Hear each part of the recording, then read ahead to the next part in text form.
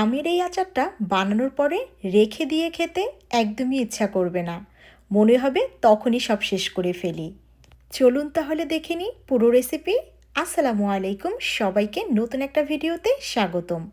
প্রথমে আমি আমগুলোকে কেটে নিয়েছি, আর ভিতরটা দেখুন অনেকটা শক্ত হয়ে গেছে। এমন আটিসহ আমগুলো নিতে হবে। কাটতে একটু কষ্ট হয়েছে, বাট খেতে কিন্তু ভীষণ মজা ছিল। তো এবারে আমি আমগুলোকে কেটে নিয়েছি একটু মোটা মোটা করে। এবারে এগুলোকে লবণ এবং পানির ভিতরে ভিজিয়ে রাখবো 1 ঘন্টা। আর এখন আমি মশলাটা রেডি করে নিচ্ছি। পাঁচফোড়ন দিয়েছি, মৌরি দিয়েছি, ধনিয়া এবং কয়েকটা শুকনো মরিচ। এখন এগুলোকে খুব ভালোভাবে টেলে নিতে হবে শুকনো খোলায়। ছোট সময়ের একটা গল্প শেয়ার করি। যখন আমি 3-4-এ পড়ি তখন যারা আচার বানাতে পারতো তাদেরকে আমার মনে হতো অনেক গুণী মহিলা, কারণ আমার আম্মু তেমন একটা আচার বানাতো না। আর মনে মনে ভাবতাম এটা বানানো বোধহয় অনেক কষ্ট। খেতে বেশ ভালো লাগতো, তবে বানাতে দেখতাম না কাউকে, এজন্যই হয়তো বা গুণী মনে হতো। এখন আপনাদের কাছে একটা প্রশ্ন রেখে যাই, আমি কি তাহলে গুণী? মশলাটা সুন্দরভাবে কিন্তু টালা হয়ে গেছে। আর এখানে আমগুলোও কিন্তু অনেকক্ষণ থাকার পরে অনেকটা নরম হয়ে গেছে। এবারে প্যানে সরিষার তেল দিয়ে দিয়েছি রসুন কুচি আর আদা কুচি। কিছুক্ষণ ভেজে নেব। যারা রেগুলার আমার ভিডিও দেখে পাশে থাকেন অসংখ্য ধন্যবাদ। তাদেরকে বলছি অবশ্যই কিন্তু এই রেসিপিটা একবার ট্রাই করবেন, আপনি এই আচারের প্রেমে পড়ে যাবেন। এখন দিয়ে দিয়েছি সরিষা বাটা, আরও কিছুক্ষণ এটাকে ভেজে নিয়েছি। তারপরে দিয়ে দিচ্ছি আমগুলোকে। এবারে আমের সাথে মশলাটা সুন্দরভাবে কষিয়ে নিব। একবারে এই আচার বানিয়ে পুরো বছর কিন্তু খেতে পারবেন যদি আপনি ভিনেগার ইউজ করেন।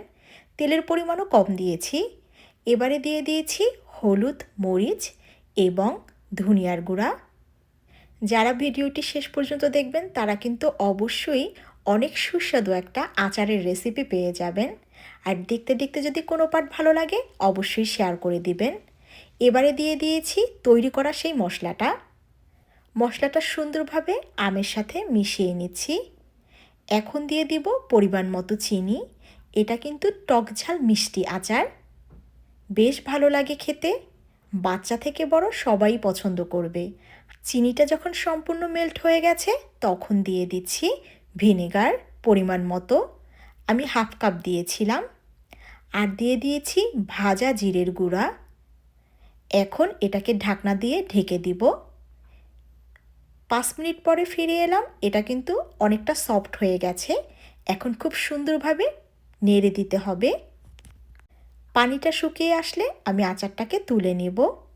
আচারটা যখন হয়ে যাবে তখন আপনি দেখলেই বুঝতে পারবেন, কারণ এটা অনেকটা তেল ছেড়ে দিবে আর কালারটাও অনেক সুন্দর হবে। এখন কিন্তু মাঝে মাঝে নেড়ে নেড়ে দিতে হবে। ভিডিওটা কেমন লাগলো অবশ্যই কিন্তু কমেন্টে জানিয়ে যাবেন। আর যদি বেশি ভালো লাগে তাহলে আমার আইডিটা ফলো করে দিবেন। অনেকটা খাওয়ার পরে এইটুকুই আছে। অনেক লোভনীয় আচার। সবাই ভালো থাকবেন। আজ এ পর্যন্ত। আল্লাহ হাফেজ।